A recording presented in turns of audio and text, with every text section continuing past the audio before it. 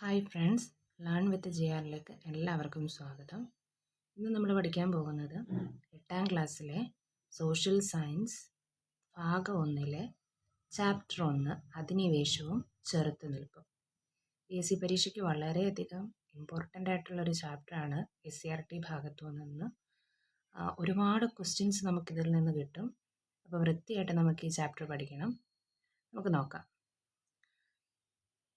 ആദ്യം English east India company അതിൻ്റെ ആദ്യത്തെ കപ്പൽ വ്യൂഹം ഈസ്റ്റ് ഇൻഡീസിലേക്ക് അയക്കുന്നത് 1601 ഏപ്രിലിലായിരുന്നു. 18 മാസങ്ങൾക്ക് ശേഷം അസെൻഷൻ, ഡ്രാഗൺ, ഹെക്ടർ, സൂസൻ എന്നീ 4 കപ്പലുകൾ സുമാത്രയിൽ നിന്നും ജാവയിൽ നിന്നും കുരുമുളകും മറ്റു ഉൽപ്പന്നങ്ങളുമായി മടങ്ങിയെത്തി. ഈ വിജയത്തെ തുടർന്ന് ഇതേ കപ്പലുകൾ ലണ്ടനിൽ നിന്നും 1604 മാർച്ചിൽ 2ാം ദൗത്യം ആരംഭിച്ചു. മടക്കയാത്രയിൽ ഹെക്ടറും സൂസനും ആദ്യം പുറപ്പെട്ടു. പക്ഷേ സൂസൻ കടലിൽ വെച്ച് തകർന്നു. പിന്നാലെ വന്ന അസെൻഷനും ഡ്രാഗണും ഹെക്ടറിനെ രക്ഷിക്കുമ്പോഴേക്കും കടലിൽ ഉഴറി നടക്കുകയായിരുന്ന ആ കപ്പലിലെ മിക്ക നാവികരും മരണപ്പെട്ടിരുന്നു. 1606 മെയ് മാസത്തിൽ കുരുമുളകും ഗ്രാമ്പുവും ജാതിക്കയും നിറച്ച കപ്പലുകൾ ഇംഗ്ലണ്ടിലെത്തി. കമ്പനിയുടെ ലാഭം മുടക്കുമുതലിൻ്റെ 95%. ഇവിടെ ഈസ്റ്റ് ഇന്ത്യ കമ്പനി ഈസ്റ്റ് ഇൻഡീസിലേക്ക് നടത്തിയ യാത്രയെക്കുറിച്ചാണ് പറയുന്നത്. 1601 ഏപ്രിലിലായിരുന്നു യാത്ര പുറപ്പെട്ടത്. അസെൻഷൻ, ഡ്രാഗൺ, ഹെക്ടർ, സൂസൻ എന്നീ 4 കപ്പലുകളിലായിരുന്നു അവരുടെ യാത്ര. 18 മാസങ്ങൾ ഈ യാത്രയ്ക്ക് എടുത്തിരുന്നു. സുമാത്രയിൽ നിന്നും ജാവയിൽ നിന്നും കുരുമുളകും മറ്റു ഉൽപ്പന്നങ്ങളുമായിട്ടാണ് ഇവർ തിരികെ ഇംഗ്ലണ്ടിലേക്ക് എത്തിയത്. ഇതൊരു വളരെ വലിയ വിജയമായിരുന്നു ഈ യാത്ര. അതിനുശേഷം 1604 ഇവർ വീണ്ടും യാത്ര ആരംഭിച്ചു. പക്ഷെ ആ യാത്ര വളരെ പ്രയാസപ്പെട്ടതായിരുന്നു. അവരുടെ മടക്ക യാത്രയിൽ എന്ത് സംഭവിക്കുകയാണ്? കപ്പൽ തകരുകയാണ് ചെയ്തത്. സൂസൻ എന്ന് പറയുന്ന കപ്പൽ എന്ത് ചെയ്തു? കടലിൽ വെച്ച് തകർന്നു പോയി. പിന്നെ ഹെക്ടറിനും എന്ത് സംഭവിച്ചു? അതിലുള്ള നാവികരും എന്ത് ചെയ്തു? മരണപ്പെട്ടു. 1606 മെയ് മാസത്തിലാണ് ഇവർ എന്ത് ചെയ്തത്? തിരിച്ച് ഇംഗ്ലണ്ടിൽ എത്തിയത്. ആ ഒരു യാത്രാക്കുറിപ്പാണ് എന്ത് ചെയ്തേക്കുന്നത്? അവിടെ നൽകിയിരിക്കുന്നത്. ഇതിൽ നിന്ന് നമുക്ക് മനസ്സിലാക്കാൻ പറ്റുന്നത് ഇന്ത്യ ഉൾപ്പെടെയുള്ള കിഴക്കൻ പ്രദേശങ്ങളിലേക്ക്, അഥവാ ഇന്ത്യ ഉൾപ്പെടെയുള്ള കിഴക്കൻ പ്രദേശങ്ങളെയാണ് എന്തെന്ന് പറയുന്നത്? ഈസ്റ്റ് ഇൻഡീസ് എന്ന് പറയുന്നത്. വ്യാപാര ബന്ധത്തിനായി ഇംഗ്ലണ്ടിൽ സ്ഥാപിച്ച് പിൽക്കാലത്ത് ഇന്ത്യ അടക്കി ഭരിച്ചു. ആര്? East India company. East India company എവിടെ സ്ഥാപിച്ചതാണ്? ഇംഗ്ലണ്ടിൽ സ്ഥാപിച്ചതാണ്. വ്യാപാര ബന്ധത്തിനായിട്ടാണ് സ്ഥാപിച്ചത്. ഇംഗ്ലീഷ് ഈസ്റ്റ് ഇന്ത്യ കമ്പനിയുടെ ആദ്യ വ്യാപാര പരിശ്രമങ്ങളുടെ വിവരണമാണ് നമ്മളിവിടെ വായിച്ചത്. ഇത്രയും ബുദ്ധിമുട്ടേറിയ വ്യാപാരത്തിന് ഇംഗ്ലീഷ് ഈസ്റ്റ് ഇന്ത്യ കമ്പനിയെ പ്രേരിപ്പിച്ചതെന്തെന്ന് നമുക്ക് നോക്കാം. പ്രാചീന കാലം മുതൽ യൂറോപ്യർക്ക് ലോകത്തിൻ്റെ ഇതര ഭാഗങ്ങളുമായി വ്യാപാര ബന്ധമുണ്ടായിരുന്നു. ഇതിൽ ഏഷ്യയും ഉൾപ്പെട്ടിരുന്നു. ഈ ബന്ധങ്ങൾ 15ാം നൂറ്റാണ്ടിൻ്റെ അവസാനത്തോടെ യൂറോപ്പിൽ നിന്ന് കിഴക്ക് ദിശയിലേക്കുള്ള ഒരു സമുദ്രപാത കണ്ടെത്തുന്നതിലേക്ക് നയിച്ചു. ഇതിന് കാരണമായ പ്രധാന ഘടകങ്ങൾ താഴെ പറയുന്നവയാണ്. അതായത് പണ്ട് മുതൽക്കേ, പ്രാചീന കാലം മുതൽക്കേ യൂറോപ്യന്മാർക്ക് ലോകത്തിൻ്റെ ഇതര ഭാഗങ്ങളുമായിട്ട് വ്യാപാര ബന്ധം ഉണ്ടായിരുന്നു. ഇതിൽ ഏഷ്യ ഉൾപ്പെട്ടിരുന്നു. ഈ ബന്ധങ്ങൾ 15ാം നൂറ്റാണ്ടിൻ്റെ അവസാനത്തോടെ യൂറോപ്പിൽ നിന്നും കിഴക്ക് ദിശയിലേക്ക് എന്ത് ചെയ്തു? മാറുന്നുണ്ടായിരുന്നു ഈ വ്യാപാര ബന്ധം. കിഴക്ക് ദിശയിലേക്ക് ഒരു സമുദ്രപാത കണ്ടെത്തേണ്ടതായിട്ട് ഇവർക്ക് ആവശ്യം വന്നു. എന്താണ് അതിലേക്ക് നയിച്ചതെന്ന് നോക്കാം. ഒന്നാമത്തെ കാരണം യൂറോപ്യർ കപ്പൽ നിർമ്മാണത്തിലും കപ്പൽ യാത്രയിലും കൈവരിച്ച സാങ്കേതിക പുരോഗതി. 2. ഭൂമിശാസ്ത്ര പരിജ്ഞാനത്തിലുണ്ടായ വളർച്ച. 3. ദിശ കണ്ടെത്താൻ സഹായിക്കുന്ന ഭൂപട നിർമ്മാണം എന്നിവയിലുണ്ടായ പുരോഗതി. 4. പുതിയ പ്രദേശങ്ങളെയും അവിടുത്തെ സമ്പത്തിനെയും കുറിച്ച് സഞ്ചാരികളുടെ യാത്രാ വിവരണങ്ങൾ പകർന്ന അറിവ്. യൂറോപ്പിൽ കുരുമുളക് അടക്കമുള്ള ഏഷ്യൻ ഉൽപ്പന്നങ്ങൾക്കുണ്ടായിരുന്ന കച്ചവട സാധ്യത. തുർക്കികൾ കോൺസ്റ്റാന്റിനോപ്പിൾ പിടിച്ചടക്കിയത്. ഇവയെല്ലാം എന്താണ്? കാരണങ്ങളാണ്. കിഴക്കൻ ദിശയിലേക്കുള്ള സമുദ്രപാത കണ്ടുപിടിക്കാനുള്ള കാരണങ്ങളാണ് ഈ പറഞ്ഞവ. കോൺസ്റ്റാന്റിനോപ്പിൾ എന്താണെന്ന് നമുക്ക് നോക്കാം. യൂറോപ്പിനും ഏഷ്യയ്ക്കും ഇടയിലുള്ള ഒരു പ്രധാന കേന്ദ്രമായിരുന്നു കോൺസ്റ്റാന്റിനോപ്പിൾ. യൂറോപ്പിനും ഏഷ്യയ്ക്കും ഇടയിലുള്ള ഒരു പ്രധാന കേന്ദ്രമായിരുന്നു കോൺസ്റ്റാന്റിനോപ്പിൾ. ഇതുവഴിയാണ് യൂറോപ്പും ഏഷ്യയും തമ്മിൽ കരമാർഗം വ്യാപാര ബന്ധത്തിൽ ഏർപ്പെട്ടിരുന്നത്. 1453 തുർക്കികൾ ഇവിടം പിടിച്ചടക്കുകയും ഇതുവഴിയുള്ള യൂറോപ്യരുടെ വ്യാപാരം തടയുകയും ചെയ്തു. കരമാർഗമുള്ള ഒരേ ഒരു മാർഗമായിരുന്നു, വ്യാപാര മാർഗമായിരുന്നു എന്ത്? ഈ കോൺസ്റ്റാന്റിനോപ്പിൾ വഴിയായിരുന്നു. പക്ഷെ 1453 തുർക്കികൾ അവിടം കീഴടക്കി. അപ്പോൾ അവർക്ക് കരമാർഗം ഇനി എന്ത് ചെയ്യാൻ കഴിയില്ല, ഏഷ്യയിലേക്കും എത്താനായിട്ട് സാധിക്കില്ല. അപ്പോഴാണ് അവരെന്ത് ചെയ്തത്? പുതിയതായിട്ട് കടൽ മാർഗം പുതിയ പാത അവർ കണ്ടെത്തുന്നത്. യൂറോപ്യർ കടൽ മാർഗം കണ്ടെത്താൻ നിർബന്ധിതരായതിന് കാരണം ഇതാണ്. ഓക്കെ, പോർച്ചുഗീസുകാരാണ് ഇങ്ങനെ കടൽ മാർഗം ഒക്കെ ആദ്യമായിട്ട് കണ്ടെത്തി ഇന്ത്യയിലേക്ക് എത്തുന്നത്. ആദ്യമായിട്ടെത്തിയ പോർച്ചുഗീസുകാരനാണ് വാസ്കോഡ ഗാമ. ഓക്കെ, നമ്മൾ പഠിച്ചിട്ടുള്ളതാണ്. പോർച്ചുഗലിൽ നിന്ന് അവർ കടൽ മാർഗം ശുഭപ്രതീക്ഷ മുനമ്പൊക്കെ ചുറ്റി ഇന്ത്യയിലേക്ക് എത്തുന്നത് അവരങ്ങനെയാണ്. വാസ്കോഡ ഗാമയാണ് ആദ്യമായിട്ട് എത്തുന്നത്. ഇനി നമുക്ക് നോക്കാം വാസ്കോഡ ഗാമയുടെ ഇന്ത്യയിലേക്കുള്ള യാത്രയെക്കുറിച്ച്. 1498 കോഴിക്കോടിന് സമീപമുള്ള കാപ്പാട് എന്ന സ്ഥലത്താണ് വാസ്കോഡ ഗാമ എത്തിച്ചേർന്നത്. ഇമ്പോർട്ടൻ്റ് ആണ് സ്ഥലം, വിത്ത് ഡേറ്റ് ഇമ്പോർട്ടൻ്റ് ആണ്. 1498 കോഴിക്കോട് കാപ്പാട്. അദ്ദേഹത്തിൻ്റെ വരവ് ഇന്ത്യയിലെ യൂറോപ്യൻ ആധിപത്യത്തിന് വഴി തുറന്നു. അക്കാലത്ത് കോഴിക്കോട് ഭരിച്ചിരുന്നത് സാമൂതിരി രാജവംശമായിരുന്നു. അറബികളായിരുന്നു കോഴിക്കോടുമായുള്ള വിദേശ വ്യാപാരം നിയന്ത്രിച്ചിരുന്നത്. അവരെ പുറത്താക്കി പോർച്ചുഗീസുകാർക്ക് വ്യാപാര അനുമതി നൽകണമെന്നുള്ള ഗാമയുടെ ആവശ്യം സാമൂതിരി അംഗീകരിച്ചില്ല. ഇതേ തുടർന്ന് ഗാമ കണ്ണൂരിലെ കോലത്തിരി രാജാവിൽ നിന്നും വ്യാപാര അനുമതി നേടിയെടുത്തു. കുരുമുളക് ഉൾപ്പെടെയുള്ള ഉൽപ്പന്നങ്ങൾ ശേഖരിച്ച് അദ്ദേഹം പോർച്ചുഗീസിലേക്ക് മടങ്ങി.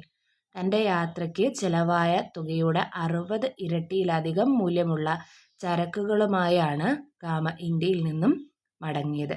അപ്പോൾ ഇവിടെ എത്തിയ സമയത്ത് ആദ്യം എത്തിയത് എവിടെയാണ്? കോഴിക്കോടാണ് ഗാമ കോഴിക്കോടെത്തി അവിടുത്തെ സാമൂതിരിയുമായിട്ട് വ്യാപാര ബന്ധത്തിൽ ഏർപ്പെടാൻ നീക്കങ്ങൾ ചെയ്തു. പക്ഷേ ഇവിടെ അറബികളുമായിട്ട് സാമൂതിരി നേരത്തെ എന്ത് ചെയ്യുന്നുണ്ടായിരുന്നു? വിദേശ വ്യാപാരം നടത്തുന്നുണ്ടായിരുന്നു. പോർച്ചുഗീസുകാരുടെ ആവശ്യം എന്തായിരുന്നു? ഈ അറബികളെ ഇവിടെ നിന്ന് പുറത്താക്കണം. പക്ഷേ സാമൂതിരി അത് അനുവദിച്ചില്ല. അപ്പം അവരെന്ത് ചെയ്തു? കണ്ണൂരിലേക്ക് ഗാമയും ഗാമയുടെ സംഘവും കണ്ണൂരിലേക്ക് നീങ്ങി. കണ്ണൂരിൽ കോലത്തിരി രാജാവിൽ നിന്ന് എന്ത് ചെയ്തു? വ്യാപാര അനുമതി നേടിയെടുത്ത് കുരുമുളകും മറ്റുൽപ്പന്നങ്ങളുമായിട്ട് തിരിച്ചെന്ത് ചെയ്തു? പോർച്ചുഗലിലേക്ക് മടങ്ങി. യാത്രയ്ക്ക് ചിലവായ തുകയുടെ 60 ഇരട്ടിയിലധികം മൂല്യമുള്ള സാധനങ്ങളുമായിട്ടാണ് എന്ത് ചെയ്തത്? കേരളത്തിൽ നിന്നും പിന്നെ മടങ്ങുന്നത്. വന്ന കപ്പലുകളുടെ പേര് ഇമ്പോർട്ടൻ്റ് ആണ്. Sao Gabriel, Sao Rafael, Berrio എന്നീ 3 കപ്പലുകളിലാണ് ഗാമയും സംഘവും ഇന്ത്യയിൽ എത്തിച്ചേർന്നത്. വളരെ ഇമ്പോർട്ടൻ്റ് ആണ്. ബാക്കി നോക്കാം. ഗാമയുടെ യാത്രയിലുണ്ടായ ലാഭം ഇന്ത്യയിലേക്ക് വീണ്ടും കച്ചവട യാത്രകൾ നടത്താൻ പോർച്ചുഗീസുകാരെ പ്രേരിപ്പിച്ചു. സാമൂതിരി പോർച്ചുഗീസുകാർക്ക് വ്യാപാര കുത്തക നൽകിയില്ല. തന്മൂലം സാമൂതിരിക്കും പോർച്ചുഗീസുകാർക്കുമിടയിൽ സംഘർഷങ്ങൾ ഉടലെടുത്തു. പോർച്ചുഗീസുകാർക്ക് ശക്തമായ എതിർപ്പ് നേരിടേണ്ടി വന്നത് സാമൂതിരിയുടെ നാവിക തലവന്മാരായിരുന്ന കുഞ്ഞാലി മരയ്ക്കാന്മാരിൽ നിന്നായിരുന്നു. കുഞ്ഞാലി മരയ്ക്കാർമാരുടെ കാലശേഷം പോർച്ചുഗീസുകാർക്ക് ഇന്ത്യയിൽ നിന്നും കാര്യമായ ഭീഷണി ഉണ്ടായില്ല. അപ്പോൾ കുഞ്ഞാലി മരയ്ക്കാരന്മാരാണ് ആര്? നാവിക തലവന്മാരാണ് സാമൂതിരിയുടെ. അവരിൽ നിന്നാണ് പോർച്ചുഗീസുകാർക്ക് ശക്തമായ എതിർപ്പ് നേരിടേണ്ടി വന്നത്. നമുക്ക് നോക്കാം കുഞ്ഞാലി മരയ്ക്കാർ ആരൊക്കെയാന്ന് നോക്കാം. പോർച്ചുഗീസുകാരുടെ ആക്രമണങ്ങളെ ചെറുത്ത് സാമൂതിരിയെയും പശ്ചിമ തീരപ്രദേശങ്ങളെയും സംരക്ഷിച്ചിരുന്നത് കുഞ്ഞാലി മരയ്ക്കാർമാരാണ്. കുഞ്ഞാലി മരയ്ക്കാർ എന്നത് ഒരു സ്ഥാനപ്പേരായിരുന്നു. 4 പേരാണ് വ്യത്യസ്ത കാലങ്ങളിൽ ഈ സ്ഥാനം അലങ്കരിച്ചിരുന്നത്. പോർച്ചുഗീസുകാരെ പരാജയപ്പെടുത്തി ചാലിയൻകോട്ട പിടിച്ചെടുത്ത് കുഞ്ഞാലി മൂന്നാമനായിരുന്നു. അപ്പോൾ പോർച്ചുഗീസുകാരെ പരാജയപ്പെടുത്തി ചാലിയൻകോട്ട പിടിച്ചെടുത്തത് ആരാണ്? കുഞ്ഞാലി മൂന്നാമനായിരുന്നു. കുഞ്ഞാലി നാലാമനെ പോർച്ചുഗീസുകാർ ഗോവയിൽ വെച്ച് വധിച്ചു. കുഞ്ഞാലിമാരുടെ പതനത്തോടെ സാമൂതിരിയുടെ അധപ്പതനവും ആരംഭിച്ചു. ഇനി പോർച്ചുഗീസുകാരിൽ നിന്നും ഇന്ത്യയിൽ അവരുടെ വരവ് ഇന്ത്യയിൽ സൃഷ്ടിച്ച ഫലങ്ങൾ എന്തൊക്കെയാന്ന് നോക്കാം. ചിത്രത്തിൽ തന്നിട്ടുള്ളവയുടെ മലയാളം പേരുകൾ കണ്ടെത്തി പട്ടികപ്പെടുത്തുക എന്നാണ് പറഞ്ഞേക്കുന്നത്. ഈ പേരുകളെല്ലാം, ഈ വസ്തുക്കളുടെ എല്ലാം പേരുകൾ നമുക്ക് എവിടെ നിന്നും കിട്ടിയതാണ്? പോർച്ചുഗീസ് ഭാഷയിൽ നിന്നും മലയാളത്തിലേക്ക് വന്നവയാണ്. ഏതൊക്കെയാണ്? മേശ, കസേര, അലമാര, ജനൽ, പേന, ചാക്ക്, ഇതൊക്കെ എന്താണ്? നമുക്ക് അവിടെ നിന്നും കിട്ടിയ പദങ്ങളാണ്. ഇന്ത്യയും പോർച്ചുഗീസുമാരുമായുള്ള ബന്ധത്തിൻ്റെ സ്വാധീന ഫലമായി പോർച്ചുഗീസ് ഭാഷയിൽ നിന്നാണ് ഈ പദങ്ങൾ മലയാള ഭാഷയ്ക്ക് ലഭിച്ചത്. ഈ പദങ്ങളൊക്കെ ലഭിച്ചത് പോർച്ചുഗീസുകാരുമായിട്ടുള്ള നമ്മുടെ ബന്ധത്തിൻ്റെ ഫലമായിട്ടാണ് നമുക്ക് ഈ പദങ്ങളൊക്കെ മലയാളത്തിലേക്ക് ലഭിച്ചത്. കശുമാവ്, പറങ്കിമാവ്, പപ്പായ, പേരയ്ക്ക, പൈനാപ്പിൾ തുടങ്ങിയവ പരിചയപ്പെടുത്തി. പിന്നെ ഇന്ത്യയിലെ ആദ്യത്തെ യൂറോപ്യൻ കോട്ട ഇമ്പോർട്ടൻ്റ് ആണ്. ഇന്ത്യയിലെ ആദ്യത്തെ യൂറോപ്യൻ കോട്ട ഏതാണ്? മാനുവൽ കോട്ട. അതെവിടെയാണ് സ്ഥാപിച്ചത്? കൊച്ചിയിൽ സ്ഥാപിച്ചു. കൊച്ചി, ഗോവ, ദാമൻ, ദിയു എന്നീ പ്രദേശങ്ങൾ പോർച്ചുഗീസ് ആധിപത്യത്തിന് കീഴിലായി.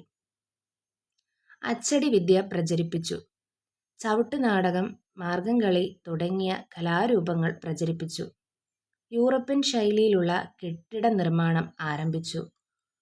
യൂറോപ്യൻ പടക്കോപ്പുകളും യുദ്ധമുറകളും അഭ്യസിപ്പിച്ചു. ക്രൈസ്തവ മത പഠന കേന്ദ്രങ്ങൾ ആരംഭിച്ചു. ഇവയാണ് പോർച്ചുഗീസ് ഇന്ത്യയിൽ കൊണ്ടുവന്ന മാറ്റങ്ങൾ എന്ന് പറയുന്നത്. എന്തൊക്കെയാണ്? വളരെ ഇമ്പോർട്ടൻ്റ് ആണ്.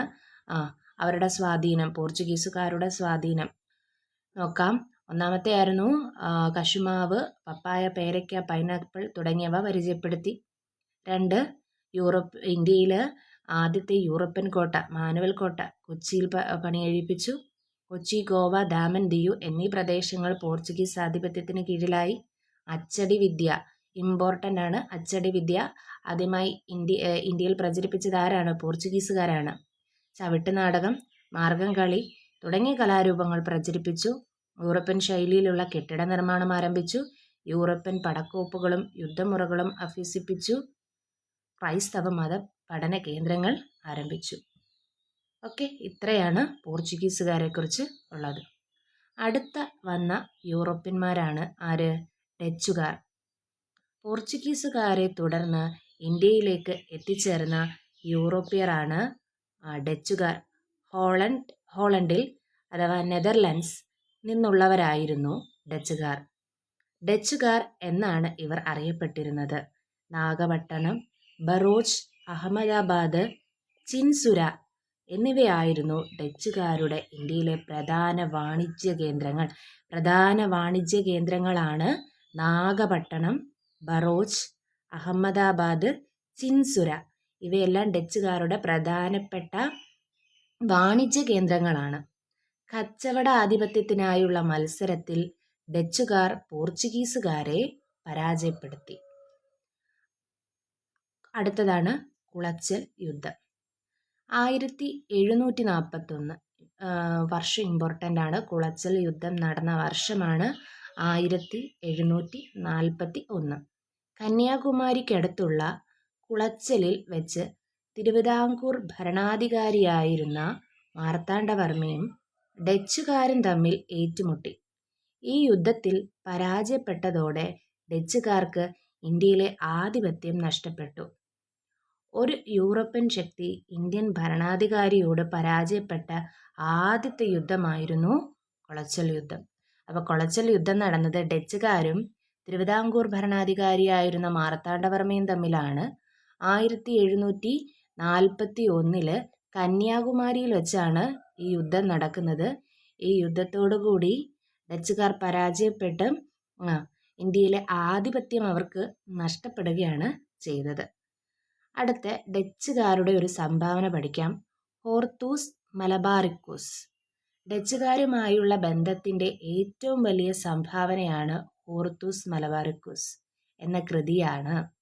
കേരളത്തിലെ 742, ഈ സംഖ്യ ഇമ്പോർട്ടൻ്റ് ആണ്. കേരളത്തിലെ 742 ഔഷധ സസ്യങ്ങളെക്കുറിച്ചുള്ള വിവരങ്ങൾ ഈ ഗ്രന്ഥത്തിൽ പ്രതിപാദിച്ചിട്ടുണ്ട്. ഡച്ച് ഗവർണറായിരുന്ന ഹെൻറിക് വാൻഡ്രീഡാണ് ഈ കൃതിയുടെ രചനയ്ക്ക് നേതൃത്വം നൽകിയത്. അപ്പം ഹോർത്തൂസ് മലബാറിക്കൂസിൻ്റെ ആ കൃതിയുടെ രചനയ്ക്ക് നേതൃത്വം നൽകിയത് ആരായിരുന്നു? ഡച്ച് ഗവർണറായിരുന്ന ഹെൻറിക് വാൻഡ്രീഡാണ്. ഈ രചനയ്ക്ക് അദ്ദേഹത്തെ സഹായിച്ചത് ഇട്ടി അച്യുതൻ എന്ന മലയാളി വൈദ്യനായിരുന്നു. സഹായിച്ചതാരാണ്? മലയാളി വൈദ്യനായിരുന്ന ഇട്ടി അച്യുതൻ. അപ്പുഭട്ട്, രംഗഭട്ട്, വിനായകഭട്ട് എന്നിവരും രചനയിൽ പങ്കാളികളായി. അപ്പുഭട്ട്, രംഗഭട്ട്, വിനായകഭട്ട് എന്നിവരും ഇദ്ദേഹത്തെ രചനയിൽ സഹായിച്ചിട്ടുണ്ട്. മലയാള അക്ഷരങ്ങൾ അച്ചടിയിൽ പതിഞ്ഞ ആദ്യത്തെ പുസ്തകമാണ് ഹോർത്തൂസ് മലബാറിക്കൂസ്. മലയാളം, ഇംഗ്ലീഷ് എന്നീ ഭാഷകളിലേക്ക് ഈ കൃതി വിവർത്തനം ചെയ്തതാരാണ്? Doctor KS Manilal. ഇവിടെ നിന്ന് ഒരുപാട് ചോദ്യങ്ങൾ ചോദിക്കാം. വളരെ വളരെ ഇമ്പോർട്ടൻ്റ് ആണിത്. ഇതിനകത്ത് എത്ര ഔഷധ സസ്യങ്ങളായിരുന്നു ഈ ഗ്രന്ഥത്തിൽ പ്രതിപാദിച്ചിരുന്നത്? 742. ഈ രചനയ്ക്ക് നേതൃത്വം നൽകിയത് ആരായിരുന്നു? Henrique Van Rheede. ഈ രചനയ്ക്ക് സഹായിച്ച മലയാളി വൈദ്യൻ ഇട്ടി അച്യുതൻ. പിന്നെ സഹായിച്ച ആളുകളായിരുന്നു അപ്പുഭട്ടും രംഗഭട്ടും വിനായകഭട്ടും. മലയാള അക്ഷരങ്ങൾ അച്ചടിയിൽ പതിഞ്ഞ ആദ്യത്തെ പുസ്തകമാണ്. അടുത്ത എന്താണ്? മലയാളത്തിലേക്കും ഇംഗ്ലീഷിലേക്കും ഈ കൃതിയെ വിവർത്തനം ചെയ്തതാരാണ്? ഡോക്ടർ KS മണിലാലാണ്. ഇമ്പോർട്ടൻ്റ് ആണ്. ഇനി ഈ ഇട്ടി അച്യുതനെ കുറിച്ചുണ്ട്. ആലപ്പുഴ ജില്ലയിലെ ചേർത്തല താലൂക്കിലെ കടക്കരപ്പള്ളി ഗ്രാമത്തിൽ ഒരു പരമ്പരാഗത വൈദ്യ കുടുംബത്തിൽ ജനിച്ച പ്രഗത്ഭനായ നാട്ടുവൈദ്യനായിരുന്നു ഇട്ടി അച്യുതൻ. അപ്പം ജനനം നോക്കാം. എവിടെയാണ്? ആലപ്പുഴ ജില്ലയിലെ ചേർത്തല താലൂക്കിലെ കടക്കരപ്പള്ളി ഗ്രാമത്തിലാണ് അദ്ദേഹം ജനിച്ചത്. പ്രശസ്തനായ ഒരു വൈദ്യനായിരുന്നു, മലയാളി വൈദ്യനായിരുന്നു ഇട്ടി അച്യുതൻ. അടുത്ത് നമുക്ക് നോക്കാം. അടുത്ത വിദേശ ശക്തിയാണ് ഫ്രഞ്ചുകാർ. ഡച്ചുകാർക്ക് ശേഷം ബ്രിട്ടീഷുകാരും, അതായത് ബ്രിട്ടീഷുകാരെ തന്നെയാണ് ഇംഗ്ലീഷുകാരെന്ന് പറയുന്നത്. പിന്നീട് ഫ്രഞ്ചുകാരും കച്ചവടത്തിനായി ഇന്ത്യയിൽ എത്തിച്ചേർന്നു. ഡച്ചുകാർക്ക് ശേഷം വന്നത് ബ്രിട്ടീഷുകാരാണ്. അതിനുശേഷം വന്നവരാണ് ഫ്രഞ്ചുകാർ. ദക്ഷിണേന്ത്യയിൽ ആധിപത്യത്തിനായി ബ്രിട്ടീഷുകാരും ഫ്രഞ്ചുകാരും തമ്മിൽ നടന്ന യുദ്ധങ്ങളായിരുന്നു കർണാട്ടിക് യുദ്ധങ്ങൾ. അതായത് ബ്രിട്ടീഷുകാർ വന്നു, അതിനുശേഷം വന്നവരാണ് ഫ്രഞ്ചുകാർ. ഇവർ രണ്ടുപേരും തമ്മിൽ ആധിപത്യത്തിനകത്ത് ഇന്ത്യയിൽ കച്ചവടത്തിന് ആധിപത്യം ലഭിക്കാൻ ഇവർ തമ്മിൽ നടന്ന യുദ്ധത്തെയാണെന്തെന്ന് പറയുന്നത് കർണാട്ടിക് യുദ്ധങ്ങളെന്ന് പറയുന്നത്. ഈ യുദ്ധത്തിൽ ബ്രിട്ടീഷുകാർക്കായിരുന്നു അന്തിമ വിജയം. ആർക്ക് ലഭിച്ചു? ബ്രിട്ടീഷുകാരാണ് ഇതിൽ ജയിച്ചത്.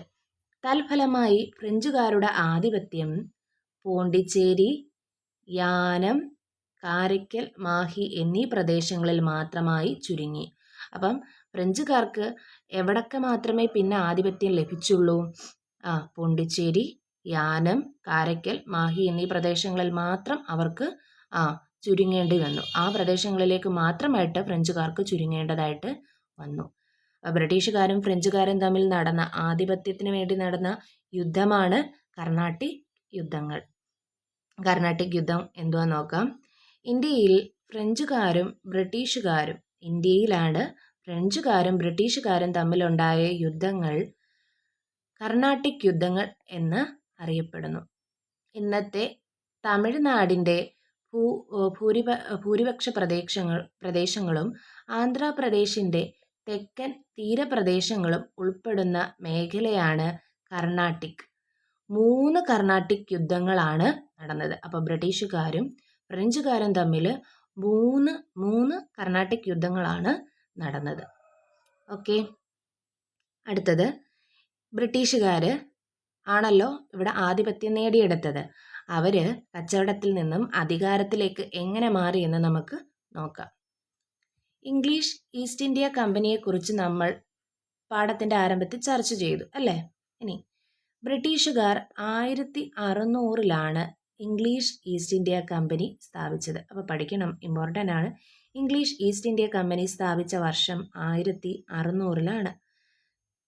കമ്പനിയുടെ പ്രതിനിധി ക്യാപ്റ്റൻ വില്യം ഹോക്കിൻസ് അന്നത്തെ മുഗൾ ചക്രവർത്തി ജഹാംഗീറിൽ നിന്നും അനുമതി നേടി ഗുജറാത്തിലെ സൂററ്റിൽ ഒരു കച്ചവട താവളം അഥവാ ഫാക്ടറി സ്ഥാപിച്ചു. അപ്പം ഇന്ത്യയിൽ ആരാ വന്നത്? നമ്മുടെ ഈ കമ്പനിയാണ്, ഇംഗ്ലീഷ് ഈസ്റ്റ് ഇന്ത്യ കമ്പനിയാണ് എത്തിയത്. കമ്പനിയുടെ പ്രതിനിധിയാണ് ആര്? Captain William Hawkins. ഈ ക്യാപ്റ്റൻ വില്യം ഹോക്കിൻസ് നമ്മുടെ അന്നത്തെ മുഗൾ ചക്രവർത്തിയായിരുന്ന ജഹാംഗീറിനെ വന്ന് സന്ദർശിച്ചിട്ട് ഗുജറാത്തിലെ സൂററ്റിൽ ഒരു ഫാക്ടറി സ്ഥാപിക്കാനുള്ള അനുമതി വാങ്ങി. അവിടെ ഒരു ഫാക്ടറി സ്ഥാപിച്ചു. തുടർന്ന് ഇന്ത്യയുടെ വിവിധ ഭാഗങ്ങളിൽ കമ്പനി ഫാക്ടറികൾ ആരംഭിച്ചു. അതിനെ തുടർന്ന് മദ്രാസ്, ചൈന, ബോംബെ, ഇപ്പോഴത്തെ മുംബൈ, കൽക്കട്ട എന്നീ പ്രദേശങ്ങളിൽ ആധിപത്യം നേടിക്കൊണ്ട് കമ്പനി അവിടങ്ങളിലെ ഭരണത്തിൽ ഇടപെടാൻ തുടങ്ങി. ആദ്യം എന്താ ചെയ്തത്? ഫാക്ടറികൾ സ്ഥാപിച്ചു. ഗുജറാത്തിലെ സൂററ്റിലാണ് ആദ്യത്തെ ഫാക്ടറി സ്ഥാപിച്ചത്. പിന്നീട് അവർ മദ്രാസിലും ബോംബെയിലും കൽക്കത്തയിലും ഒക്കെ ആ പ്രദേശങ്ങളിലും ഫാക്ടറികൾ സ്ഥാപിക്കാനായിട്ട് തുടങ്ങി. എന്നിട്ട് അവിടുത്തെ ഭരണത്തിൽ ഇടപെടാനും തുടങ്ങി. ബ്രിട്ടീഷുകാർ ഇന്ത്യയിൽ രാഷ്ട്രീയ ആധിപത്യം സ്ഥാപിക്കുന്നത് 1757 പ്ലാസി യുദ്ധത്തിലൂടെയാണ്. അപ്പം ഇവർ രാഷ്ട്രീയ ആധിപത്യം നേടിയെടുത്തത് ഏത് യുദ്ധത്തിലൂടെയാണ്? 1757 പ്ലാസി യുദ്ധത്തോടെയാണ്. ബംഗാളിലെ നവാബായിരുന്ന സിറാജുദ്ദൗളയെ റോബർട്ട് ക്ലൈവിൻ്റെ നേതൃത്വത്തിലുള്ള ഈസ്റ്റ് ഇന്ത്യ കമ്പനിയുടെ സൈന്യം ഈ യുദ്ധത്തിൽ പരാജയപ്പെടുത്തി. അപ്പോൾ പഠിച്ചു വെക്കണം, 1757 പ്ലാസി യുദ്ധത്തിൽ ആരൊക്കെ തമ്മിലായിരുന്നു പ്ലാസി യുദ്ധം? റോബർട്ട് ക്ലൈവിൻ്റെ നേതൃത്വത്തിലാണ് ഈസ്റ്റ് ഇന്ത്യ കമ്പനി. ബംഗാളിലെ നവാബായിരുന്ന സിറാജുദ്ദൗളയും തമ്മിലായിരുന്നു യുദ്ധം നടന്നത്. യുദ്ധത്തിൽ സിറാജുദ്ദൗള പരാജയപ്പെട്ടു. അങ്ങനെ ബംഗാളിൻ്റെ ഭരണം ബ്രിട്ടീഷുകാർക്ക് ലഭിക്കുകയാണ് ചെയ്തത്. ബ്രിട്ടീഷുകാർക്ക് ഇന്ത്യയിലെ മറ്റ് പ്രദേശങ്ങളുടെ അധീനതയിൽ കൊണ്ടുവരാൻ സഹായമായ യുദ്ധമാണ് 1757 പ്ലാസി യുദ്ധം.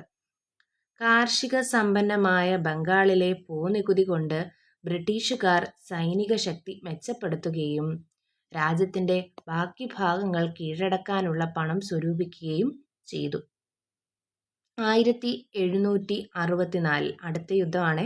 ബക്സാർ എന്ന സ്ഥലത്ത് വെച്ചുണ്ടായ യുദ്ധത്തോടെ ബീഹാർ, ബംഗാൾ, ഒറീസ എന്നീ പ്രദേശങ്ങളിലെ നികുതി പിരിക്കുവാനുള്ള അവകാശം കമ്പനി സ്വന്തമാക്കി. അപ്പം അടുത്ത യുദ്ധം 1757 പ്ലാസി യുദ്ധം. അതിനുശേഷം 1764 ബക്സാർ യുദ്ധം. ബക്സാർ യുദ്ധത്തിൽ കിട്ടിയത് ഏതൊക്കെ സ്ഥലങ്ങളുടെ നികുതി പിരിവാണ്? ബീഹാർ, ബംഗാൾ, ഒറീസ. ബീഹാർ, ബംഗാൾ, ഒറീസ എന്നീ പ്രദേശങ്ങളിലെ നികുതി പിരിവും അവർക്ക് സ്വന്തമായി, ഈസ്റ്റ് ഇന്ത്യ കമ്പനിക്ക് സ്വന്തമായി. അതോടെ ഇന്ത്യയിൽ ഈസ്റ്റ് ഇന്ത്യ കമ്പനിയുടെ സാന്നിധ്യം ശക്തമായി. മുഗൾ ഭരണാധികാരി ആയിരുന്ന ഷാ ആലം രണ്ടാമൻ, അവധിലെ നവാബായിരുന്ന ഷൂജ ഉദ്ദൗള, ബംഗാളിലെ നവാബായിരുന്ന മിർ കാസിം എന്നിവരുടെ സംയുക്ത സൈന്യത്തെയാണ് ബ്രിട്ടീഷുകാർ ഈ യുദ്ധത്തിൽ പരാജയപ്പെടുത്തിയത്. ബക്സാർ യുദ്ധത്തിൽ പരാജയപ്പെടുത്തിയ ആരൊക്കെയായിരുന്നു? ആരുടെയൊക്കെ സംയുക്ത സൈന്യത്തെയാണ് പരാജയപ്പെടുത്തിയത്? ഷാ ആലം രണ്ടാമനുണ്ടായിരുന്നു, അവധിലെ നവാബായിരുന്ന ഷുജൗദ്ദൗല ഉണ്ടായിരുന്നു, ബംഗാളിലെ നവാബായിരുന്ന മിർ ഖാസിം. ഇവരുടെ സംയുക്ത സൈന്യത്തെയാണ് ബക്സാർ യുദ്ധത്തിൽ ബ്രിട്ടീഷുകാർ പരാജയപ്പെടുത്തിയത്. ഓക്കെ, അപ്പോൾ 2 ഇമ്പോർട്ടൻ്റ് ആണ്. പ്ലാസി യുദ്ധവും ബക്സാർ യുദ്ധവും ഇമ്പോർട്ടൻ്റ് ആണ്, പഠിച്ചു വെക്കുക. 1639 മദ്രാസ് തുറമുഖത്തിൻ്റെ ചുങ്കവരുമാനത്തിൻ്റെ പകുതി നൽകണമെന്ന ഉപാധിയോടെ പ്രാദേശിക രാജാവായ ദമർല വെങ്കിടാദ്രി നായക ദീർഘകാലത്തേക്ക് മദ്രാസ് തുറമുഖം ബ്രിട്ടീഷുകാർക്ക് നൽകി. ഓരോ സ്ഥലങ്ങൾ അവർ കൈയടക്കുന്ന രീതിയാണ്. 1639 മദ്രാസ് തുറമുഖത്തിൻ്റെ ചുങ്കവരുമാനത്തിൻ്റെ പകുതി നൽകണമെന്ന വ്യവസ്ഥയോടെ അവിടുത്തെ പ്രാദേശിക രാജാവായ ദമർല വെങ്കടാദ്രി നായകൻ്റെ കയ്യിൽ നിന്ന് എന്ത് ചെയ്തു? ദീർഘകാലത്തേക്ക് ആ മദ്രാസ് തുറമുഖം അവർ കൈക്കലാക്കുകയാണ് ചെയ്തത്. 1662 പോർച്ചുഗീസ് രാജകുമാരിയെ ആയ കാതറിനെ വിവാഹം ചെയ്തപ്പോൾ ബ്രിട്ടീഷ് രാജാവ് ചാൾസ് രണ്ടാമന് ഉപഹാരമായി ലഭിച്ച പ്രദേശമാണ് ബോംബെ. അങ്ങനെ ബോംബെയും അവരുടെ കൈകളിലേക്ക് എത്തുകയാണ്. പിന്നീട് ഈ പ്രദേശം ഇംഗ്ലീഷ് ഈസ്റ്റ് ഇന്ത്യ കമ്പനിക്ക് കൈമാറുകയും ചെയ്തു. ഓക്കെ, ഇനി 1698 സുതനദി, കാലിക്കട്ട, ഗോവിന്ദ്പൂർ എന്നീ 3 ഗ്രാമങ്ങൾക്ക് ചുറ്റും ബ്രിട്ടീഷുകാർ പണിത കോട്ടയാണ് ഫോർട്ട് വില്യം കോട്ട. ഇമ്പോർട്ടൻ്റ് ആണ് ഫോർട്ട് വില്യം കോട്ട. ക്രമേണ ഈ പ്രദേശം പട്ടണമായി മാറി കൽക്കട്ട എന്ന പേരിൽ അറിയപ്പെടുകയും ചെയ്തു. ഓക്കെ, 1698 ഫോർട്ട് വില്യം കോട്ട പണിതത്. അടുത്തൊരു റോബർട്ട് ക്ലൈവിൻ്റെ വാക്കുകളാണ്, പഠിച്ചു വെക്കേണ്ടതാണ്. എനിക്ക് 2000 പട്ടാളക്കാരെ അയച്ചു തരിക, ഞാൻ ഇന്ത്യയെ പിടിച്ചടക്കാം എന്ന് പറഞ്ഞത് ആരാണ്? റോബർട്ട് ക്ലൈവ് ആണ്. ഇങ്ങനെ റോബർട്ട് ക്ലൈവ് പറയാൻ കാരണം എന്താണെന്ന് നോക്കാം. ഇന്ത്യൻ നാട്ടുരാജ്യങ്ങൾക്കിടയിലെ അനൈക്യം എളുപ്പമാണ്. ഇതിൽ നിന്നും മനസ്സിലാക്കാൻ കഴിയുന്നത്, ഒരു 2000 പട്ടാളക്കാരെ കിട്ടുവാണെങ്കിൽ എനിക്ക് ഇന്ത്യയെ പിടിച്ചെടുക്കാൻ എളുപ്പമാണെന്ന് പറയുന്നുണ്ട്. അതിന് കാരണം ഒന്ന് എന്താണ്? ഇന്ത്യൻ രാജാക്കന്മാർക്കിടയിലുള്ള അനൈക്യം തന്നെയാണ് കാരണം. ഒരു ഐക്യമില്ലാതായിരുന്നു പൊയ്ക്കൊണ്ടിരുന്നത്. ബ്രിട്ടീഷുകാരുടെ മെച്ചപ്പെട്ട സൈനിക സാങ്കേതിക വിദ്യ, പിന്നെന്താണ്? ബ്രിട്ടീഷുകാർക്ക് അവരുടെ കയ്യിൽ നല്ല മെച്ചപ്പെട്ട സൈനികവും സാങ്കേതിക വിദ്യയും ഉണ്ട്. അപ്പം ഇന്ത്യക്കാരെ പിടിച്ചടക്കാൻ എളുപ്പമാണെന്ന് ആണ് ആര് പറയുന്നത്? റോബർട്ട് ക്ലൈവ് പറയുന്നത്. അടുത്ത് നോക്കാം, നാട്ടുരാജ്യങ്ങളും കമ്പനിയും. ഇന്ത്യയിലെ നാട്ടുരാജ്യങ്ങളെ യുദ്ധങ്ങളിലൂടെയും നയതന്ത്രങ്ങളിലൂടെയും ആണ് ബ്രിട്ടീഷുകാർ കീഴ്പ്പെടുത്തിയത്. നമ്മൾ പഠിച്ചല്ലോ, പ്ലാസി യുദ്ധവും ബക്സാർ യുദ്ധവും അങ്ങനെ കുറേ യുദ്ധങ്ങളും, അതുപോലെ തന്നെ ചില നയതന്ത്രങ്ങളിലൂടെയുമാണ് ബ്രിട്ടീഷുകാർ കീഴടക്കിയത്. ദക്ഷിണേന്ത്യയിലെ രാജ്യമായിരുന്ന മൈസൂരും ഇംഗ്ലീഷ് ഈസ്റ്റ് ഇന്ത്യ കമ്പനിയും തമ്മിൽ നടന്ന യുദ്ധങ്ങളാണ് ആംഗ്ലോ മൈസൂർ യുദ്ധങ്ങൾ. അപ്പോൾ പഠിച്ചു വെക്കണം, മൈസൂർ, ദക്ഷിണേന്ത്യയിലെ നാട്ടുരാജ്യമായിരുന്ന മൈസൂരും ഈസ്റ്റ് ഇന്ത്യ കമ്പനിയും തമ്മിൽ നടന്ന യുദ്ധങ്ങളാണ് ആംഗ്ലോ മൈസൂർ യുദ്ധങ്ങൾ. ഇനി മൈസൂർ ഭരണാധികാരികൾ ആരൊക്കെയായിരുന്നു? ഹൈദരലിയും മകൻ ടിപ്പു സുൽത്താനുമാണ് മൈസൂർ സേനയെ നയിച്ചത്. ഈ ആംഗ്ലോ മൈസൂർ യുദ്ധങ്ങൾ എത്ര എണ്ണം ഉണ്ടായിരുന്നു? 4 ഉണ്ടായിരുന്നു. 4 തവണ കമ്പനിയും സൈന്യവും മൈസൂർ സുൽത്താൻമാരും തമ്മിൽ ഏറ്റുമുട്ടി. 1782 ഹൈദരലിയുടെ മരണാനന്തരം ടിപ്പു സുൽത്താൻ മൈസൂർ സേനയെ നയിച്ചു. അപ്പം ഇവിടെ ഹൈദരലിയുടെ മരണം നടന്ന എപ്പോഴാണ്? 1782 ഹൈദരലിയുടെ മരണശേഷം പിന്നെ ആരാണ്? മകനായ ടിപ്പു സുൽത്താനാണ് മൈസൂർ സേനയെ നയിച്ചത്. 1799 4ാം മൈസൂർ യുദ്ധത്തിൽ കമ്പനി സൈന്യം ടിപ്പു സുൽത്താനെ വധിച്ചതോടെ മൈസൂർ ബ്രിട്ടീഷുകാരുടെ അധീനതയിലായി. അപ്പം 4ാം മൈസൂർ യുദ്ധം നടന്നത് 1799 ആ 4-ാം മൈസൂർ യുദ്ധത്തിൽ നമ്മുടെ ടിപ്പു സുൽത്താൻ പരാജയപ്പെട്ട് അതോടുകൂടി അദ്ദേഹത്തെ വധിക്കുകയും ചെയ്തു. മൈസൂർ ബ്രിട്ടീഷുകാരുടെ അധീനതയിലാകുകയും ചെയ്തു. ഇംഗ്ലീഷ് ഈസ്റ്റ് ഇന്ത്യ കമ്പനിയും മറാത്ത രാജ്യവും തമ്മിൽ നടന്ന യുദ്ധങ്ങളാണ് ആംഗ്ലോ മറാത്ത യുദ്ധങ്ങൾ. അപ്പം ആംഗ്ലോ മറാത്ത യുദ്ധങ്ങൾ ആരൊക്കെ തമ്മിലായിരുന്നു?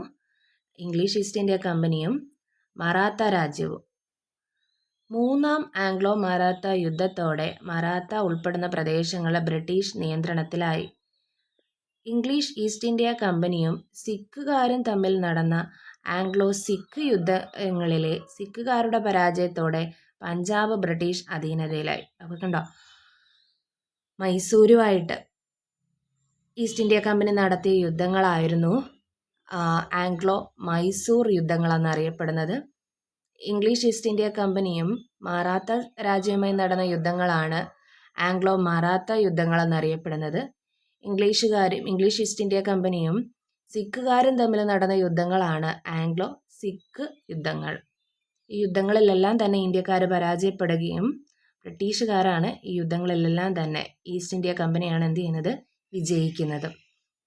ഇനി കീഴടക്കിയ പ്രദേശങ്ങളിൽ നിന്നും പരമാവധി സമ്പത്ത് കൈക്കലാക്കുകയായിരുന്നു ബ്രിട്ടീഷുകാരുടെ ലക്ഷ്യം. ഓരോരോ സ്ഥലങ്ങൾ കീഴടക്കുക, അവിടെ നിന്നും പരമാവധി സ്വത്തുക്കൾ കൈക്കലാക്കുക, അതായിരുന്നു അവരുടെ പ്രധാന ലക്ഷ്യം. ഇതിനായി അവർ സ്വീകരിച്ച മാർഗങ്ങളാണ്: 1. കച്ചവടം, 2. നികുതി പിരിവ്, 3. യുദ്ധങ്ങൾ തുടങ്ങിയവ. ഇതിലൂടെ എങ്ങനെയെങ്കിലുമൊക്കെ എന്ത് ചെയ്യണം? സമ്പത്ത് കൊള്ളയടിക്കണം എന്ന ലക്ഷ്യമായിരുന്നു ബ്രിട്ടീഷുകാർക്കുണ്ടായത്. അങ്ങനെ ബ്രിട്ടീഷുകാർ നടപ്പിലാക്കിയ നികുതി നയങ്ങൾ നോക്കാം. ഇമ്പോർട്ടൻ്റ് ആണ്, വളരെ വളരെ ഇമ്പോർട്ടൻ്റ് ആണ്. ഒന്നാമത്തേതാണ് ശാശ്വത ഭൂനികുതി വ്യവസ്ഥ. വർഷം പഠിക്കണം, 1793. Permanent land revenue settlement. ഒരു നികുതി നയമാണ്, ബ്രിട്ടീഷുകാർ നടപ്പിലാക്കിയ ഒരു നികുതി നയമാണ് ശാശ്വത ഭൂനികുതി വ്യവസ്ഥ, പെർമനൻ്റ് ലാൻഡ് റവന്യൂ സെറ്റിൽമെൻറ്റ്. 1793. നടപ്പിലാക്കിയ പ്രദേശങ്ങളാണ് ബംഗാൾ, ബീഹാർ, ഒറീസ. നടപ്പിലാക്കിയ വ്യക്തിയാണ് കോൺവാലിസ് പ്രഭു. ഇനി ഈ നികുതിയുടെ സവിശേഷതകൾ എന്തെല്ലാമാണെന്ന് നോക്കാം. ഭൂ ഉടമകളായിരുന്ന സെമീന്ദാർമാർ ബ്രിട്ടീഷുകാർക്ക് വേണ്ടി ഉയർന്ന നിരക്കിൽ നികുതി പിരിച്ചു. അപ്പം നികുതി പിരിവ് നടത്തിയിരുന്നത് ആരാണ്? സെമീന്ദാർമാരാണ്. ബ്രിട്ടീഷുകാർക്ക് വേണ്ടി നികുതി പിരിവ് നടത്തിയിരുന്നത് ജമീന്ദാർമാരായിരുന്നു. വിളവിലുള്ള ഏറ്റക്കുറച്ചിലുകൾ പരിഗണിക്കാതെ നിശ്ചിത തുക കർഷകർ നിർബന്ധമായും നികുതിയായി നൽകണമായിരുന്നു. ഇനി വിളവിൽ എന്തെങ്കിലും ഏറ്റക്കുറച്ചിലുണ്ടോ എന്നൊന്നും ബ്രിട്ടീഷുകാർക്ക് അറിയണ്ട. കർഷകർ എന്ത് നൽകിയിരിക്കണം? നിർബന്ധമായും നികുതി നൽകിയിരിക്കണമെന്നായിരുന്നു വ്യവസ്ഥ. ഓക്കെ, സവിശേഷതകൾ 2 എണ്ണമാണ്. 1, ജമീന്ദാർമാരാണ് എന്ത് ചെയ്തിരുന്നത്? കർഷകരിൽ നിന്നും നികുതി പിരിച്ചിരുന്നത്. 2ാമത്തെ സവിശേഷതയാണ് വിളവിലെ ഏറ്റക്കുറച്ചിലൊന്നും നികുതിയെ ബാധിക്കില്ല. നികുതി കൃത്യമായ തുക നിശ്ചയിച്ച തുക എന്ത് ചെയ്യണം? കർഷകർ നൽകിയിരിക്കണം. അടുത്തത് റൈറ്റ് ടു വാരി സമ്പ്രദായം. 2ാമത്തെ നികുതി സമ്പ്രദായമാണ് റൈറ്റ് ടു വാരി സമ്പ്രദായം. 1820 നടപ്പിലാക്കിയ പ്രദേശമാണ് ദക്ഷിണേന്ത്യൻ ഡെക്കാൻ പ്രദേശങ്ങളിലാണ് നടപ്പിലാക്കിയത്. നടപ്പിലാക്കിയത് ആരാണ്? തോമസ് മൺട്രോയും അലക്സാണ്ടർ റീഡുമാണ് നടപ്പിലാക്കിയത്. സവിശേഷതകൾ: കർഷകരെ ഭൂ ഉടമകളായി പരിഗണിച്ചു. ഇവിടെ ഭൂ ഉടമകൾ ആരാണ്? കർഷകർ തന്നെയാണ്. ബ്രിട്ടീഷുകാർ കർഷകരിൽ നിന്നും നേരിട്ടാണ് നികുതി പിരിവ് നടത്തിയത്. ശാശ്വത ഭൂനികുതി വ്യവസ്ഥയിൽ സെമീന്ദാർമാരായിരുന്നു നികുതി പിരിച്ചിരുന്നത്. പക്ഷേ റൈറ്റ് വാരി സമ്പ്രദായത്തിൽ ബ്രിട്ടീഷുകാർ നേരിട്ടാണ് നികുതി പിരിവ് നടത്തിയത്. നികുതി നൽകുന്നതിൽ വീഴ്ച വരുത്തിയ കർഷകരുടെ ഭൂമി ബ്രിട്ടീഷുകാർ പിടിച്ചെടുക്കും. ഇതാണ് സവിശേഷതകൾ. 1, കർഷകർ തന്നെയാണ് ഭൂ ഉടമകൾ. 2, നികുതി പിരിച്ചിരുന്നത് നേരിട്ട് കർഷകരിൽ നിന്ന് പിരിച്ചിരുന്നത് ആരാണ്? ബ്രിട്ടീഷുകാരാണ്. നികുതിയിൽ എന്തെങ്കിലും വീഴ്ച വരുത്തുകയാണെങ്കിൽ അവരെ എന്ത് ചെയ്തിരുന്നു? അവരുടെ ഭൂമി ബ്രിട്ടീഷുകാർ പിടിച്ചെടുക്കും. ഇതാണ് റൈറ്റ് ടു വാരി സമ്പ്രദായത്തിൻ്റെ സവിശേഷതകൾ. 3ാമത്തെ നികുതി സമ്പ്രദായമാണ് മഹൽവാരി. 1822 നടപ്പിലാക്കിയ പ്രദേശമാണ് ഉത്തരേന്ത്യ, മധ്യേന്ത്യ, പഞ്ചാബ്. ഈ പ്രദേശങ്ങളിലാണ് മഹൽവാരി സമ്പ്രദായം നടപ്പിലാക്കിയത് ആരാണ്? ഹോൾട്ട് മെക്കൻസിയാണ്. നടപ്പിലാക്കിയ വ്യക്തിയാണ് ഹോൾട്ട് മെക്കൻസി. സവിശേഷത: ഗ്രാമത്തെ ഒരു യൂണിറ്റായി കണക്കാക്കി നികുതി പിരിച്ചു. ഒരു യൂണിറ്റായിട്ട് ഗ്രാമത്തെ എന്ത് ചെയ്തു? ഒരു യൂണിറ്റായിട്ട് കണക്കാക്കിയാണ് നികുതി പിരിച്ചിരുന്നത്.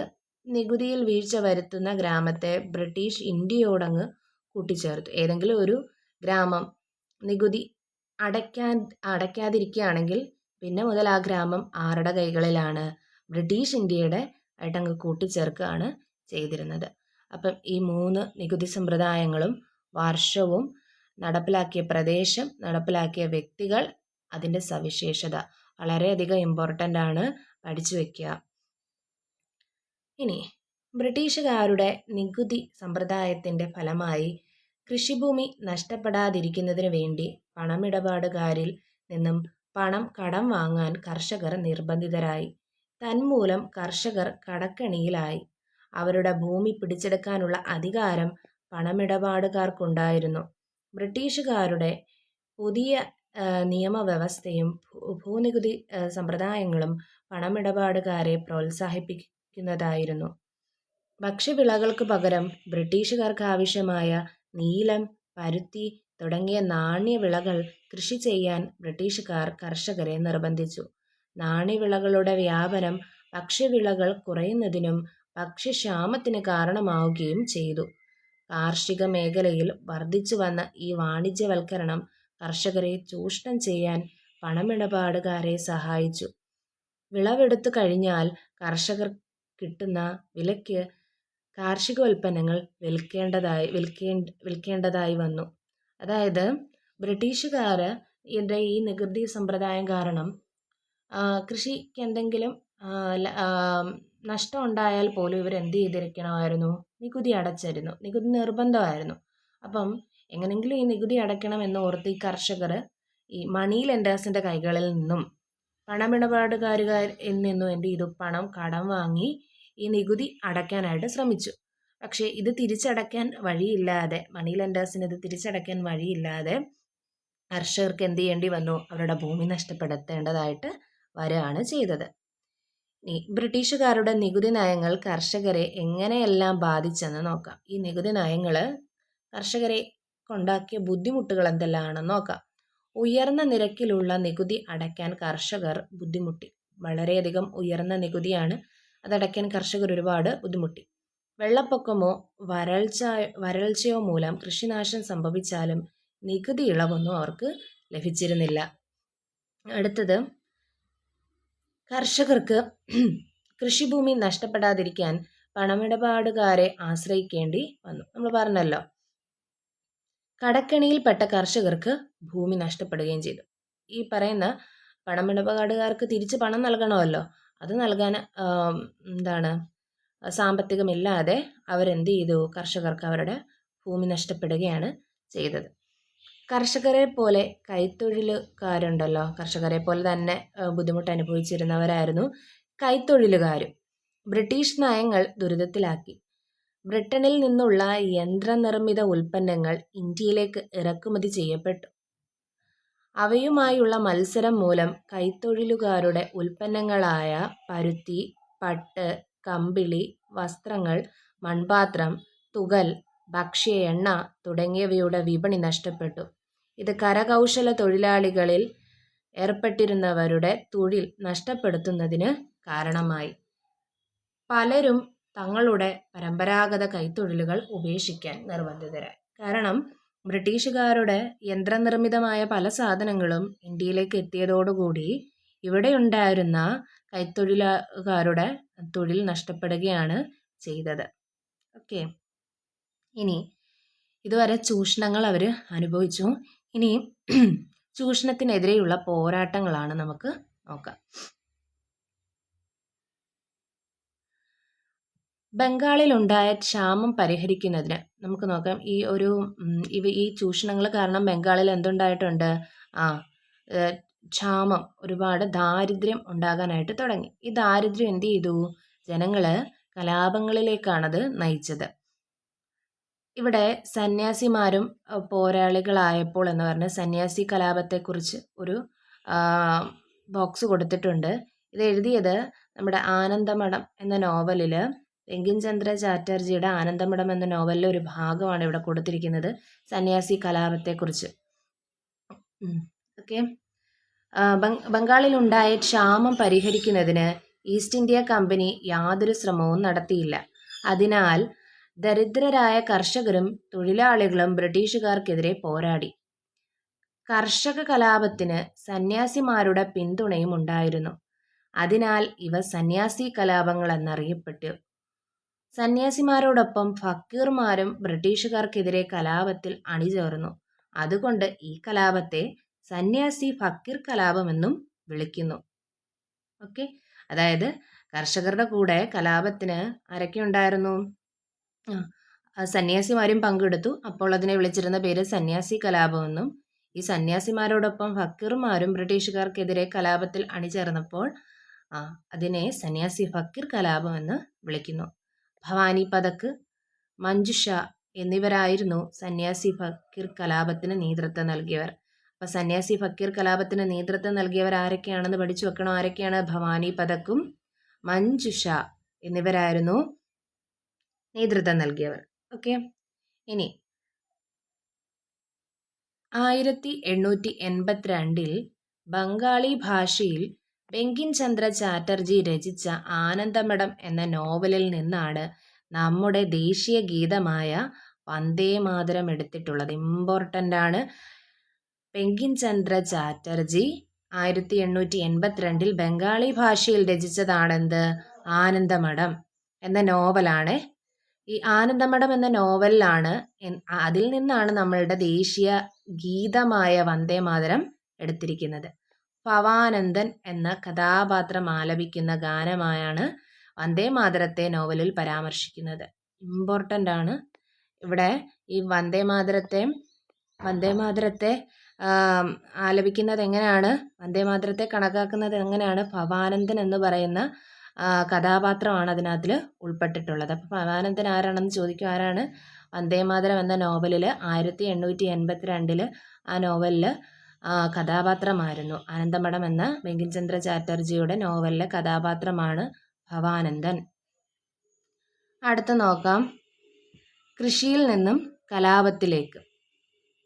ബ്രിട്ടീഷ് കൊളോണിയൽ ഭരണത്തിനെതിരെ നടന്ന ഏറ്റവും പ്രധാനപ്പെട്ട കാർഷിക കലാപമായിരുന്നു ബംഗാളിലെ നീലം കർഷക കലാപം. അടുത്ത കലാപമാണെന്ത്? നീലം കർഷക കലാപം. നീലം കർഷക കലാപം നടന്നത് എന്നാണ്? 1859 ഇതിന് കാരണമായ സാഹചര്യങ്ങൾ ഏതെല്ലാമാണെന്ന് നമുക്ക് നോക്കാം. ബ്രിട്ടീഷുകാരായ തോട്ടക്കാർ, ഇൻഡിഗോ പ്ലാന്റേഴ്സ്, ഗ്രാമപ്രദേശങ്ങളിൽ സ്ഥാപിച്ചിട്ടുള്ള ഫാക്ടറികൾക്കാവശ്യമായ അമരിച്ചെടി കൃഷി ചെയ്യാൻ കർഷകരെ നിർബന്ധിച്ചു. അമരിച്ചെടിയിൽ നിന്നും ഉൽപ്പാദിപ്പിക്കുന്ന നീലം ബ്രിട്ടീഷുകാർക്ക് മാത്രമേ വിൽക്കാൻ കഴിയുമായിരുന്നുള്ളൂ. നീലത്തിന് കമ്പോള വിലയേക്കാൾ താഴ്ന്ന വില മാത്രമാണ് കർഷകർക്ക് ബ്രിട്ടീഷുകാർ നൽകിയിരുന്നത്. കടുത്ത ഭക്ഷ്യക്ഷാമത്തിനും ചൂഷണത്തിനും സാമ്പത്തിക ബുദ്ധിമുട്ടുകൾക്കും ഇത് വഴിതെളിച്ചു. കൃത്രിമ ചായം കണ്ടെത്തിയതോടെ നീലത്തിന്റെ ആവശ്യകത കുറഞ്ഞത് ദാരിദ്ര്യം വർദ്ധിപ്പിച്ചു. മറ്റ് വഴികളില്ലാതെ കർഷകർ ബ്രിട്ടീഷുകാർക്കെതിരെ പ്രക്ഷോഭത്തിന്റെ പാതയിലേക്ക് തിരിഞ്ഞു. അതായത് നീലം കൃഷി ചെയ്യാൻ ബ്രിട്ടീഷുകാർ കർഷകരെ നിർബന്ധിച്ചു. ഭക്ഷ്യക്ഷാമത്തിനേക്കാണ് ഇതെന്ത് ചെയ്തത്? വഴിതിരിച്ചത്. ദിഗംബർ വിശ്വാസിന്റെയും വിഷ്ണു ബിശ്വാസിന്റെയും നേതൃത്വത്തിലായിരുന്നു നീലം കലാപത്തിന് തുടക്കം കുറിച്ചത്. ബംഗാളിലുടനീളം കലാപം പടർന്നു പിടിച്ചതോടെ കർഷകർ നീലം കൃഷി ഉപേക്ഷിച്ചു. തുടർന്ന് നീലം ഫാക്ടറികൾ ആക്രമിച്ചു. കൃഷിക്കാരുടെ പ്രതിരോധം ശക്തമായപ്പോൾ തോട്ടക്കാർ ഫാക്ടറികൾ അടച്ചുപൂട്ടുകയും ബംഗാളിൽ നീലം കൃഷി ഏതാണ്ട് ഇല്ലാതാവുകയും ചെയ്തു. ഇതിനെയാണ് നീലം കർഷക കലാപമെന്ന് അറിയപ്പെടുന്നത്. വർഷം ഇമ്പോർട്ടൻ്റ് ആണ്. 1859 1859 നീലം കർഷക കലാപം നടക്കുന്നത്. അതുമായി ബന്ധപ്പെട്ടതാണ് നീൽ ദർപ്പൺ. ബംഗാളിലെ നീലം കർഷകർ അനുഭവിക്കുന്ന ദുരിതങ്ങളെ ആസ്പദമാക്കി 1860 ദീനബന്ധു മിത്ര രചിച്ച നാടകമാണ് നീലദർപ്പൺ. അപ്പം ഈ നീലം കർഷകർ അനുഭവിക്കുന്ന ദുരിതങ്ങളെ ആസ്പദമാക്കി രചിച്ച ഒരു നാടകമാണ് നീലദർപ്പൺ. അത് രചിച്ചതാരാണ്? ആ നാടകം രചിച്ചത് ദീനബന്ധു മിത്ര. വർഷം 1860. ഇത്രയാണ് ഈ വീഡിയോയിലുള്ളത്. ബാക്കി നമുക്ക് സെക്കൻഡ് പാർട്ടായിട്ട് പഠിക്കാം. Thank you.